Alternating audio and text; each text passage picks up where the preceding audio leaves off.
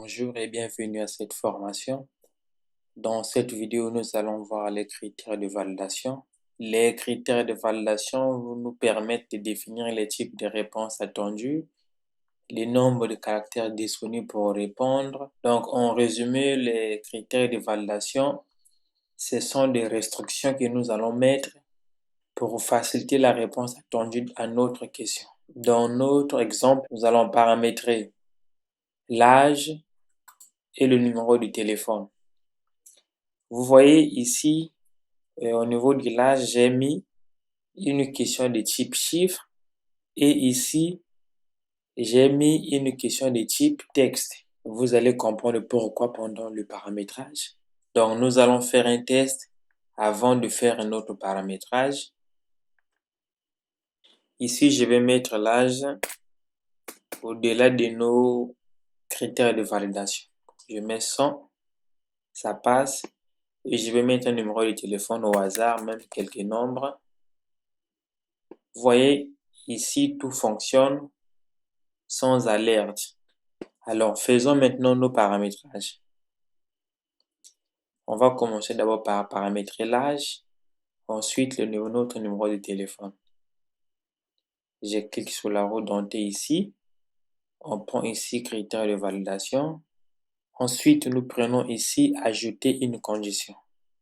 Je clique dessus. On va sélectionner un opérateur ici, là. Je vais prendre supérieur à, donc greater than. On prend supérieur à 0. Ensuite, on va ajouter une deuxième condition. Je clique dessus. Et ici, on va prendre inférieur à 99. Donc, c'est pour dire que notre tranche d'âge qui sera acceptée à la saisie des données est comprise entre 0 et 99. Ici, on dit la question devra correspondre à tous ces critères, bien sûr. Vous voyez ici, là, on écrit message d'erreur. Donc, c'est ici qu'on va écrire le message qui va apparaître comme une alerte au cas où on saisissait les données qui ne sont pas attendues pour notre réponse. Donc, c'est notre alerte. J'enregistre et on prend aperçu pour aller vérifier. Alors, on va voir si j'écris 5. Ça passe, c'est valide. Je vais écrire 100. Alors, vous voyez notre message d'alerte qui s'affiche pour rappeler à la personne merci d'entrer un âge compris entre 0 et 99 ans. Donc, ceci revient à dire que notre critère de validation est bel et bien fonctionnel. On va voir le deuxième exemple. Il s'agit du paramétrage du numéro de téléphone.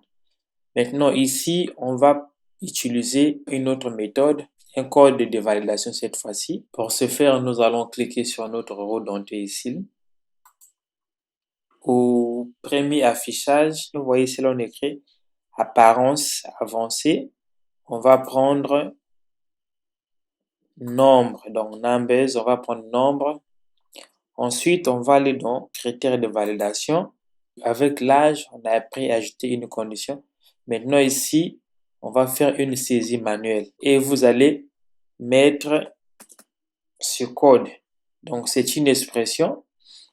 Vous allez saisir, il faut respecter les caractères tels que vous le voyez. Alors, qu'est-ce que cela veut dire? Ça veut dire simplement que notre numéro de téléphone doit avoir les nombres compris entre 0 et 9 et il doit forcément commencer par un 0. Et ici, on va mettre notre message d'alerte et je sauvegarde. Après avoir sauvegardé, nous allons vérifier si cela fonctionne bel et bien. Je vais mettre des nombres au hasard. Je commence par 7. Alors, vous voyez, dès que je mets ça, j'ai le message d'alerte qui s'affiche ici. Veuillez utiliser un numéro de téléphone valide commençant par 0. Essayez maintenant avec un numéro valide. Vous voyez, dès que j'ai mis un numéro valide, notre message d'alerte a disparu.